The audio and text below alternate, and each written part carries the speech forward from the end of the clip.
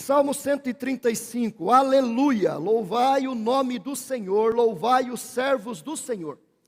Vós que assistis na casa do Senhor, nos átrios da casa do nosso Deus, louvai ao Senhor, porque o Senhor é bom, cantai louvores ao seu nome, porque é agradável. Pois o Senhor escolheu para si a Jacó e a Israel para a sua possessão. Com efeito, eu sei que o Senhor é grande, que o nosso Deus está acima de todos os deuses. Tudo quanto aprouve ao Senhor, Ele o fez nos céus e na terra, no mar e em todos os abismos. Faz subir as nuvens dos confins da terra, faz os relâmpagos para a chuva, faz sair o vento dos seus reservatórios. Foi Ele quem feriu os primogênitos no Egito, tanto dos homens como das alimárias. Quem no meio de ti, ó Egito, operou sinais e prodígios contra Faraó e todos os seus servos. Quem feriu muitas nações e tirou a vida a poderosos reis, a Seom, rei dos amorreus, e a Og, rei de Bazã, e a todos os reinos de Canaã, cujas terras deu em herança a Israel, seu povo. O teu nome, Senhor, subsiste para sempre. A tua memória, Senhor, passará de geração em geração. Pois o Senhor julga o seu povo e se compadece dos seus servos. Os ídolos das nações são prata e ouro, obra das mãos dos homens. Têm boca e não falam, têm olhos e não veem, têm ouvidos e não ouvem. Pois não há alento de vida em sua boca, como eles se tornam os que os fazem e todos os que neles confiam. Casa de Israel, bendizei o Senhor. Casa de Arão, bendizei o Senhor. Casa de Levi, bendizei ao Senhor. Vós que temeis ao Senhor, bendizei ao Senhor. Desde Sião, bendito seja o Senhor, que habita em Jerusalém. Aleluia. Queridos irmãos, o Salmo 135 é um salmo que é uma verdadeira confissão de fé. O tema da nossa reflexão nesta manhã é uma confissão de fé inspirada. Essa confissão de fé aqui é diferente daquela que eu fiz no dia da minha pública profissão de fé. Essa é inspirada, ela foi revelada por Deus ao coração do salmista quando ele a escreveu. E ao escrever este salmo, ele está declarando, confessando quais são os fundamentos, as bases, os alicerces da sua fé. E queridos, esta deve ser também a base da minha fé, a base da sua fé, a base da nossa fé. Uma declaração de fé hoje seria uma espécie de cosmovisão, ou seja, é a maneira como você interpreta o mundo, a vida pessoal, familiar, profissional, espiritual, a vida secular, a vida no dia a dia, a vida religiosa. São as lentes pelas quais nós enxergamos o mundo e interpretamos o mundo. Tudo isso tem a ver com a nossa pública confissão ou profissão de fé. São os valores que nós cremos, são os fundamentos sobre os quais nós edificamos a nossa vida. E mais importante do que aquilo que está construído sobre estas bases, são as bases em si. Durante 6 anos da minha vida eu trabalhei como ajudante de pedreiro. Meu pai era construtor, trabalhava com outro senhor, eles tinham uma espécie de uma empresa de construção, e eles trabalhavam juntos, e eu trabalhava de ajudante de pedreiro. E eu me lembro que, quando nós íamos fazer uma casa, pegávamos uma planta, chegávamos lá num terreno todo sujo, cheio de mato, e nós tínhamos que limpar aquele terreno primeiro, roçar, capinar, preparar, aplanar, e a primeira coisa que a gente faz é pegar a planta e estabelecer os alicerces. A gente faz grandes valetas, entre essas valetas nos cantos, colunas, e entre as colunas, uma, duas ou três colunas, dependendo da extensão desta parede, do comprimento dela.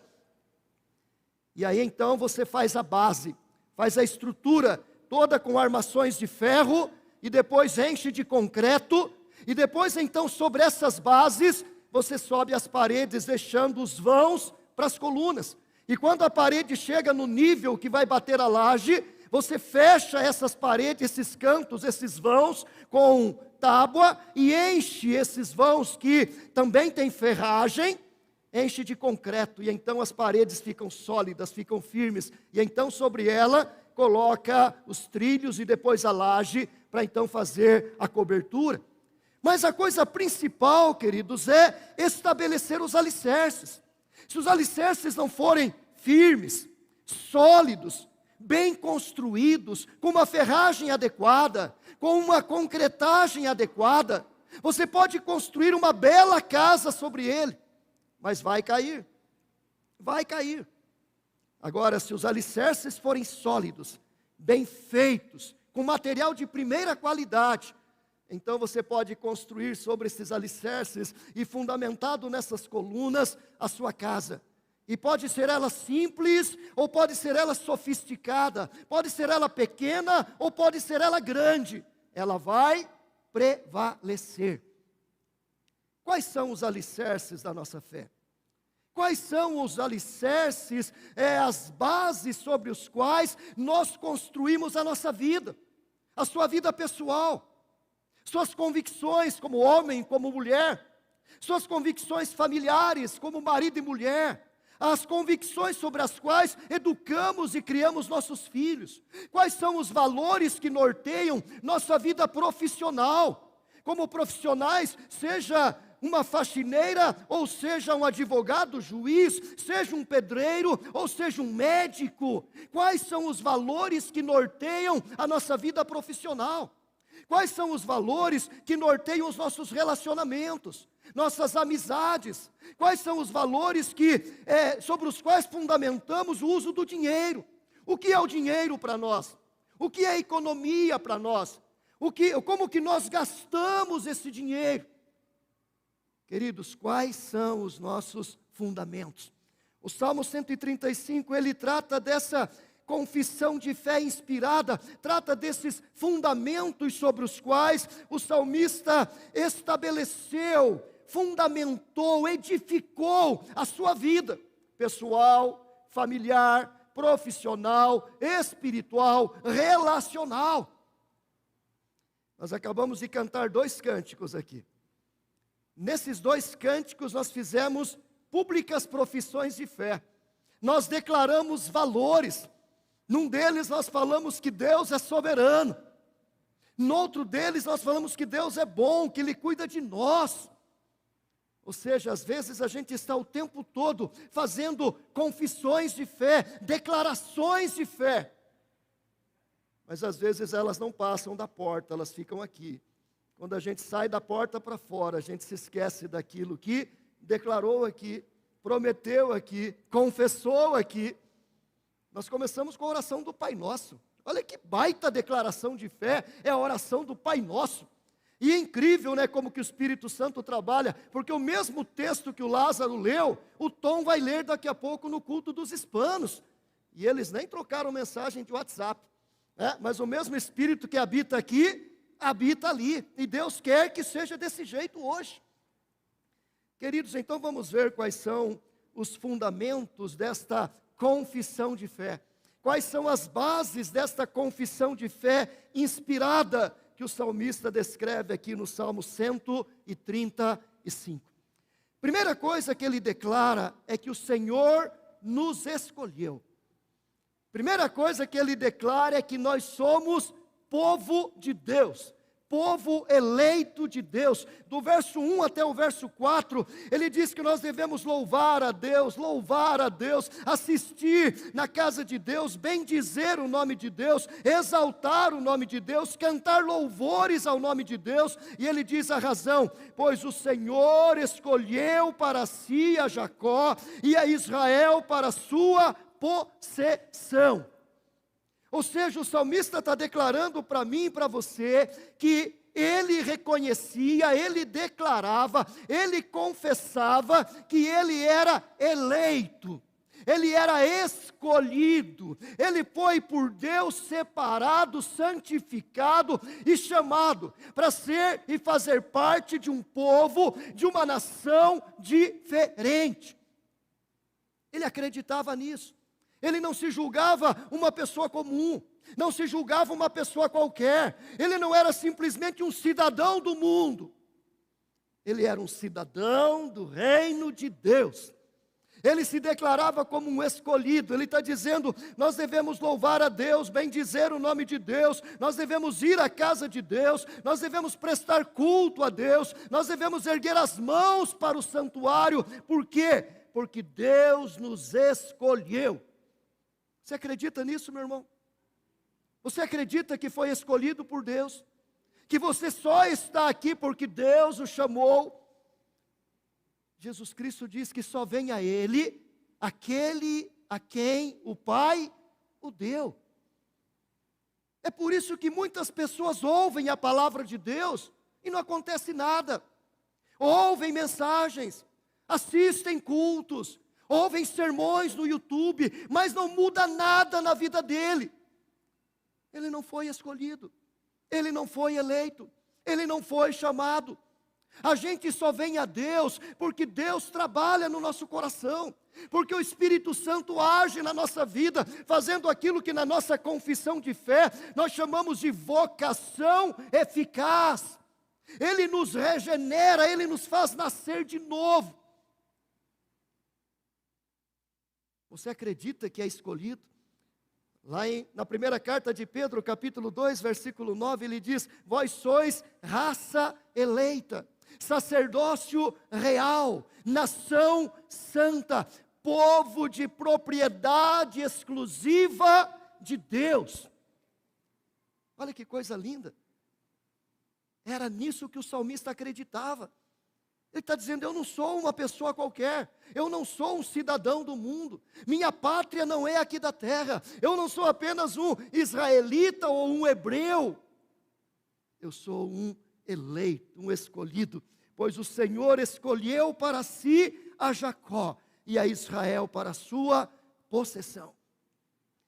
Você acha que existiam quantos homens no mundo quando Deus chamou Abrão lá da terra de Ur? 1 milhão? 2 milhões? 5 milhões? Não sei. Por que Deus chamou Abrão? Porque ele é Deus, porque ele quis. E vocês acham que se Deus não tivesse chamado Abrão, Abrão teria ido? Se Deus não tivesse escolhido Abrão, Abrão teria sido o que foi? Claro que não. Ele só foi porque Deus chamou. Ele só foi porque Deus escolheu. Entre milhões de homens que poderiam existir naquela época, Deus escolheu Abrão. Um homem de uma terra ímpia, de um povo ímpio, idólatra, mas foi ele que Deus escolheu. Separou, tirou da sua terra, fez peregrinar em outra terra, para que da descendência dele nascesse aquele que seria pai das 12 tribos de Israel. E em Abrão fosse chamado a semente daquilo que somos eu e você hoje, eleitos, escolhidos de Deus. Esse é um dos fundamentos da nossa fé. Eu tenho que acreditar, eu tenho que confiar, eu tenho que professar. Eu sou eleito de Deus. Eu fui escolhido por Deus. Deus, na sua infinita graça, me trouxe para o seu reino. Eu não vim porque eu quis, eu não vim porque sou bom. Deus não me chamou porque viu beleza em mim. Ele fez isso porque Ele é cheio de graça, porque Ele é cheio de misericórdia, porque Ele é cheio de amor. E é isso que tem que motivar, queridos, a missão, a evangelização. Porque assim como Deus trouxe todas essas centenas que estão aqui hoje, existem milhares lá fora que também precisam ser trazidos. E como que eles serão trazidos? Pela pregação, pela palavra. Por isso que a gente tem que pregar, tem que mandar mensagens pelo YouTube, mensagens pelo WhatsApp, mensagens pelo Facebook. Por isso que você tem que distribuir folhetos e entregar novos testamentos e falar para os seus vizinhos, porque entre todos esses que ainda estão nas trevas, existem muitos escolhidos que um dia serão alcançados, mas eles serão alcançados pela pregação da palavra de Deus. Minha missão, sua missão, nossa missão. Queridos, então a primeira coisa que o salmista nos ensina sobre essa confissão de fé inspirada é que ele está confessando, está professando, está declarando: eu sou um escolhido. Pode falar. Aleluia. Declare isso. Eu sou um escolhido. Coisa boa. Segunda coisa que a gente aprende, queridos, está do versículo 5 até o versículo de número 12. E o salmista vai nos falar que o segundo fundamento da sua confissão de fé inspirada é que Deus, o Senhor, é soberano.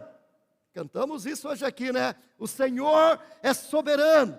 Ele vai dizer do verso 5 em diante: com efeito, eu sei que o Senhor é grande e que o nosso Deus está acima de todos os deuses. Tudo quanto aprouve ao Senhor, Ele o fez nos céus e na terra, no mar e em todos os abismos. Faz subir as nuvens dos confins da terra, faz os relâmpagos para a chuva, faz sair o vento dos seus reservatórios.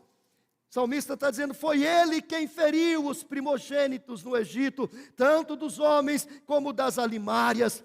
Quem do meio de ti, ó Egito, operou sinais e prodígios contra Faraó e todos os seus servos. Foi Deus quem feriu muitas nações, foi Deus quem tirou a vida de poderosos reis. E ele cita Seom e Og, reis dos amorreus e de Bazã, e a todos os reinos de Canaã. Ele diz: foi Deus quem deu a Israel em herança essas terras. Olha, queridos, ele está dizendo nisso tudo, que Deus, Ele é um Deus soberano. É o Deus que traz à existência todas as coisas. É o Deus que cria todas as coisas. Ele diz que esse Deus, tudo quanto aprouve ao Senhor, Ele o fez nos céus e na terra.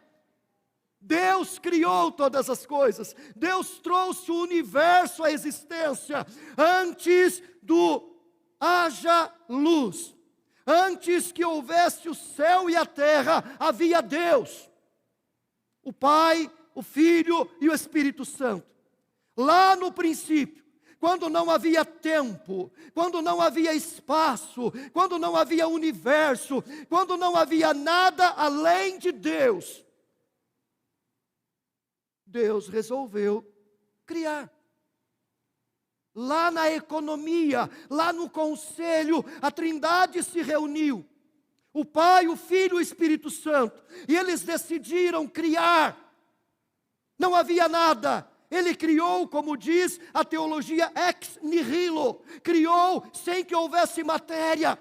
Ele criou a matéria, e depois da matéria, Ele formou o universo, colocou cada estrela, cada planeta no seu devido lugar, fez a terra, criou cada forma de vida nesse devido lugar, e por fim, Ele pegou o pó da terra, e do pó da terra Ele fez o homem, e soprou nas narinas o fôlego da vida, e da costela do homem Ele formou a mulher, e Ele criou a família. Ele criou todas as coisas, e depois na nossa história, Ele vem construindo esta história depois do pecado. Ele separa um povo em Abrão, Ele constrói e forma esse povo nas 12 tribos, filhos de Jacó. Ele leva esse povo para o Egito. Depois de 430 anos, Ele tira esse povo do Egito. Ele sustenta esse povo 40 anos no deserto. Ele destrói as nações inimigas e Ele planta Israel na terra prometida. Anos se passam e Ele envia Jesus da tribo de Judá. E Jesus vem para ser o centro de toda a história, o centro de toda a obra da redenção. E Ele vive, morre e ressuscita e sobe aos céus. E Ele então forma a sua igreja. E Ele está fazendo todas as coisas até o momento final, em que Ele botará um ponto final nesta ordem de mundo, e Ele fará com que a terra passe por estrepitoso estrondo, e Ele destrua todos esses elementos e reconstrua totalmente renovados novos céus e nova terra, e Ele plante aqui nesta terra a nova Jerusalém, e dentro desta Jerusalém a sua igreja, a noiva do Cordeiro, salva e lavada no sangue de Cristo. Queridos, Deus é soberano.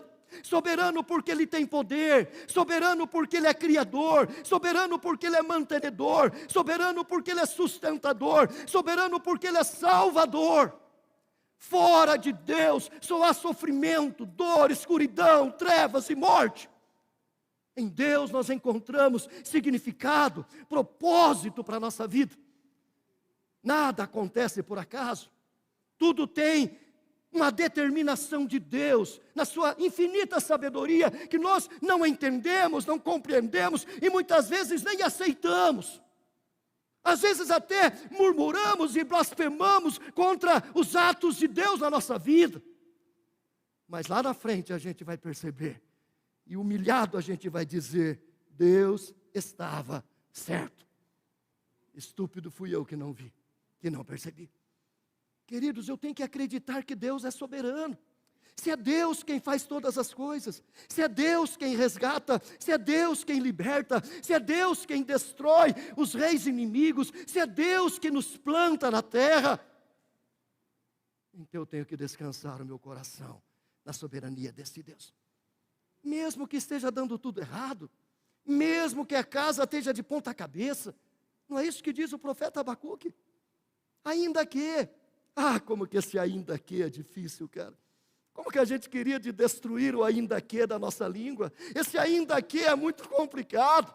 Mas ele está dizendo ainda que não haja fruto, ainda que o produto da oliveira minta, ainda que não haja gado no curral, ainda que tudo se exploda, eu tenho um Deus que é soberano. A gente canta, se Ele fizer, Ele é Deus. Se Ele não fizer, Ele é Deus. Se não abrir, Ele é Deus. Se Ele cura, Ele é Deus. Se Ele não cura, Ele é Deus. Isso é soberania, queridos.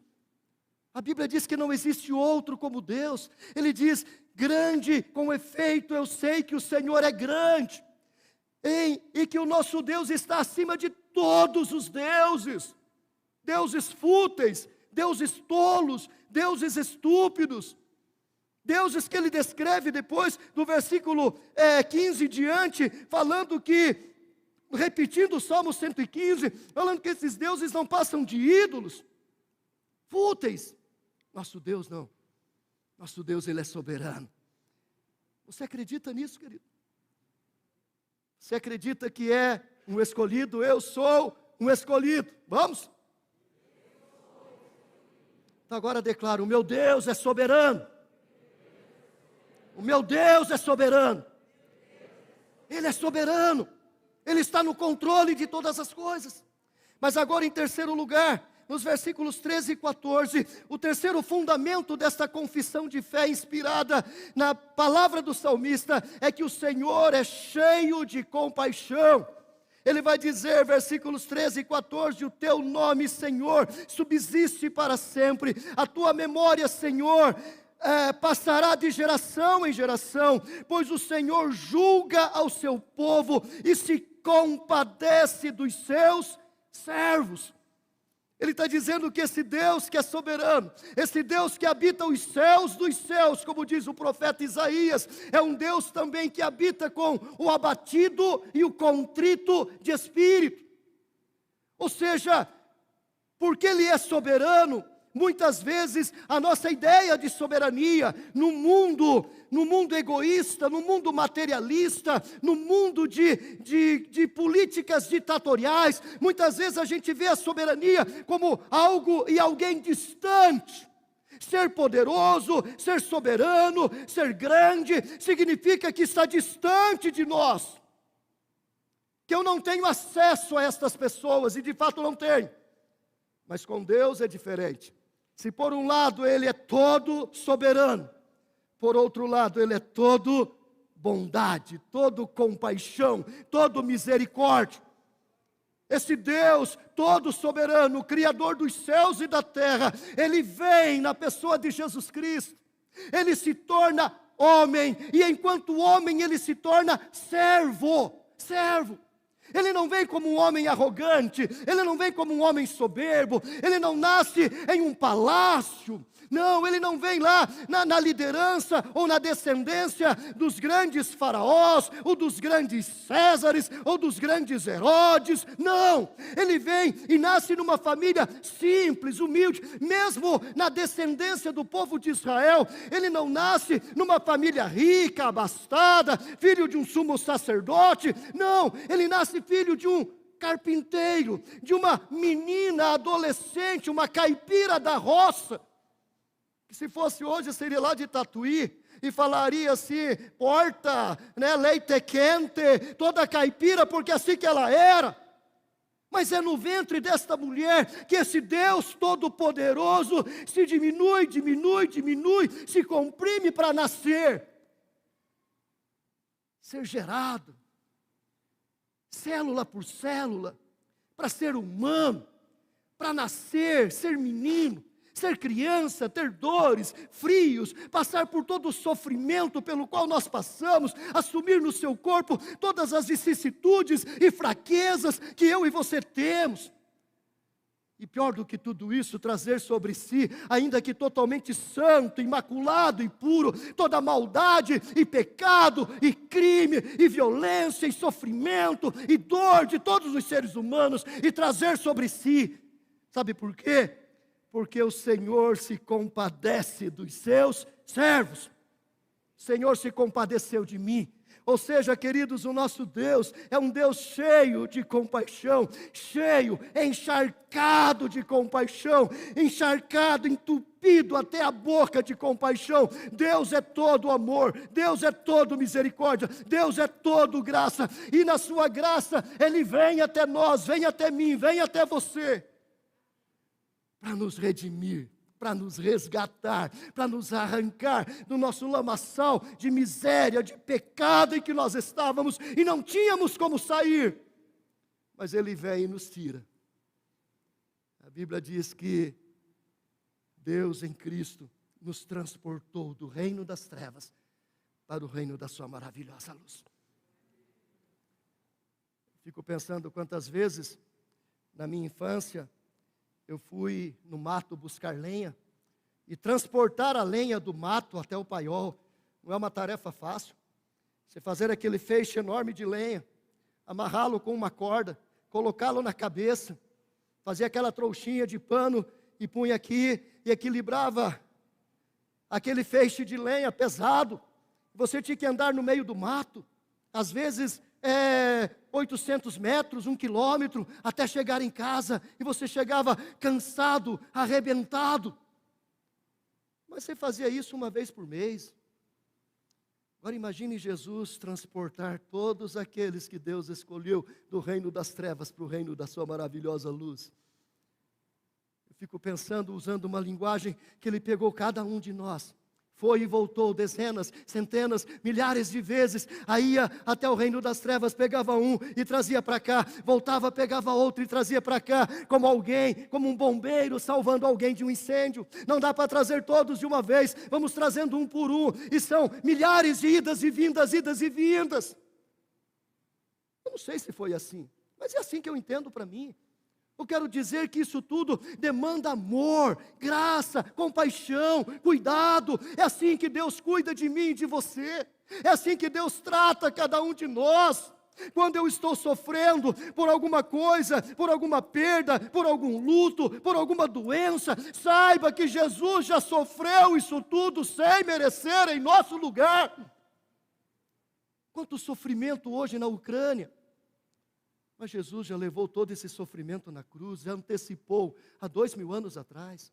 O sofrimento de cada guerra, o sofrimento de cada morte, o sofrimento de cada pecado, o sofrimento de cada coração culpado que está se arrependendo. A Bíblia diz que Ele tomou sobre si todas as nossas dores.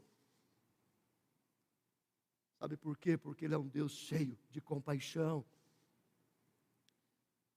Você acredita nisso, querido? Vamos lá, eu sou um escolhido. Meu Deus é soberano. Meu Deus é cheio de compaixão. Quarto lugar, concluindo, o salmista declara que o Senhor é o Deus vivo e verdadeiro. Esse Deus que nos escolheu, esse Deus soberano, esse Deus cheio de compaixão, é o Deus vivo e verdadeiro. Ele vai dizer do verso 15 em diante: os ídolos das nações são prata e ouro, obras das mãos dos homens, têm boca, não falam, têm olhos, não veem, têm ouvidos, não ouvem, não há alento de vida em sua boca, como eles se tornam os que os fazem e todos os que neles confiam. Mas Deus não é assim, queridos. O Deus que eu e você servimos não é ídolo. Por isso, quando Ele estabelece a lei, quando Ele estabelece os mandamentos, quando Ele chama Moisés lá no monte para escrever a lei, Ele estabelece e Ele diz: não terás outros deuses diante de mim. Ele diz: não farás para ti imagem de escultura, nem semelhança alguma do que há em cima nos céus, nem embaixo na terra, nem nas águas debaixo da terra. Não as adorarás, nem lhes darás culto, porque eu sou o Senhor teu Deus, Deus zeloso. Queridos, o nosso Deus é o Deus vivo. Moisés começa escrevendo: eu sou o Senhor teu Deus, que te tirei da terra do Egito, da casa da servidão. Nós não servimos um ídolo, nós não nos curvamos diante de uma estátua, nós não nos prostramos diante de um simulacro de um Deus, uma imitação de Deus. Você não vê Deus, você não enxerga Deus, você não percebe Deus, você não sente Deus. E eu não preciso vê-lo, não preciso enxergá-lo, não preciso senti-lo. Eu só tenho que crer que Ele existe. Crer que Ele existe. Jesus Cristo disse: bem-aventurado é aquele que crê naquele que me enviou. Crê naquele que me enviou. Bem-aventurado aquele que crê em mim. Ele disse: aquele que crê em mim e crê naquele que me enviou, tem a vida eterna, não entrará em condenação, mas já passou da morte para a vida. Quando Jesus está discutindo com um grupo de saduceus que não acreditavam na ressurreição, e contam a história da mulher que casou com 7 homens e todos morreram. E eles então, num tom de zombaria, perguntam para Jesus: quando chegar no céu, de qual ela será esposa?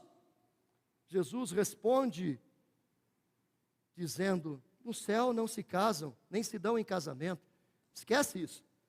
Mas de uma coisa vocês podem ter certeza: o Deus de Israel é o Deus de Abraão, de Isaac e de Jacó. E ele diz: Ele é Deus de vivos e não de mortos. Ele está dizendo: Ele é o Deus vivo, é o Deus todo-poderoso. Quando Jesus é criticado pelos escribas e fariseus por trabalhar, ele diz: meu pai trabalha até agora, e eu trabalho também. Ou seja, que ele só trabalha quem está vivo.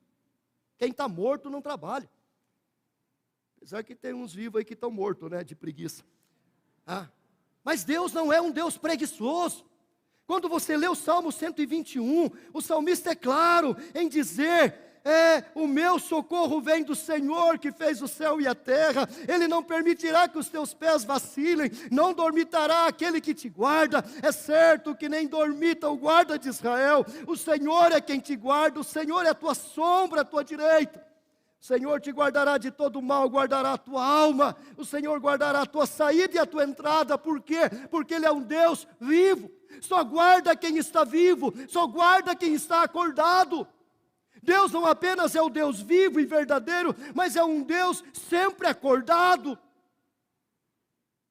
Será que a gente acredita nisso, queridos?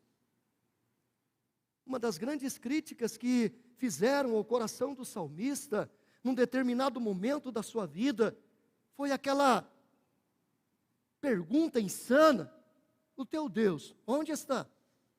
Onde está o teu Deus? E o salmista diz, a minha alma ficou abatida, ficou aflita, ficou angustiada, e eles me perguntando, onde está o teu Deus? Até o momento em que ele se volta para as suas bases, para os seus alicerces de fé. E ele entende que Deus não precisa estar, que as pessoas não precisam ver. Ele crê que o seu Deus é um Deus vivo e verdadeiro. Será que a gente acredita nisso?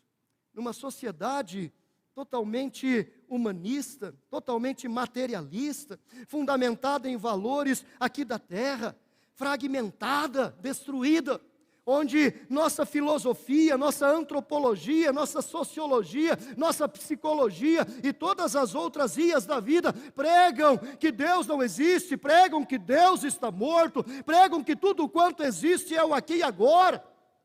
Será que a gente tem coragem de dizer, eu creio no Deus vivo e verdadeiro? Vamos lá? Eu creio no Deus vivo e verdadeiro. Queridos, esses são os fundamentos de fé, as bases, uma confissão de fé inspirada. Uma confissão de fé inspirada reconhece, eu sou escolhido. Eu creio num Deus soberano, Deus todo-poderoso. Eu creio num Deus cheio de compaixão. Eu creio num Deus vivo e verdadeiro. Por isso ele conclui o seu salmo dizendo, casa de Israel, bendizei ao Senhor. Se Deus nos escolheu, se Deus é soberano, se Deus é cheio de compaixão, se Deus é vivo e verdadeiro, então casa de Israel, bendizei ao Senhor. Casa de Arão, bendizei ao Senhor. Casa de Levi, bendizei ao Senhor. Vós que temeis ao Senhor, bendizei ao Senhor. Desde Sião, bendito seja o Senhor que habita em Jerusalém. Queridos, troque Israel, troque Arão, troque Levi pela sua casa. Casa de Tom, bendizei ao Senhor. Casa de Lázaro, bendizei ao Senhor. Casa de Débora, bendizei ao Senhor. Casa de Oséia, com o coral João Calvino, bendizei ao Senhor. Na casa dos gêmeos, bendizei ao Senhor. Casa da Igreja Presbiteriana da Penha, bendizei ao Senhor. Essa é a nossa fé, queridos. É nisso que nós cremos. Nós não cremos no dinheiro, não cremos no poder, não cremos na fama, não cremos na glória. Nossos valores não são materiais e terrenos. Nós cremos que somos um povo eleito. Nós cremos que o nosso Deus é soberano. Nós cremos que o nosso Deus é cheio de compaixão, e Ele mostrou isso em Cristo Jesus. Nós cremos no Deus vivo e verdadeiro, e como Ele é vivo e verdadeiro, um dia nós viveremos com Ele para todo o sempre. Amém. Deus nos abençoe, que a gente viva para a glória de Deus, para exaltá-lo, para bendizê-lo, para adorá-lo, porque este é o propósito da minha, da sua, da nossa vida, em Cristo Jesus. Só por causa de Jesus Cristo, centro. Nossa confissão de fé, queridos, não é antropocêntrica. Nossa confissão de fé é cristocêntrica. Tudo fundamentado na obra de nosso Senhor e Salvador, Jesus Cristo. Leve esses valores para casa. Escreva-os num post-it. Cole na sua geladeira. Cole no espelho do seu guarda-roupa. É nisso que eu creio. Eu sou o escolhido. Meu Deus é soberano. Meu Deus é cheio de compaixão. Meu Deus é vivo e verdadeiro. E assim então, exalte, glorifique, bendiga o nome desse Deus. O nome de Jesus.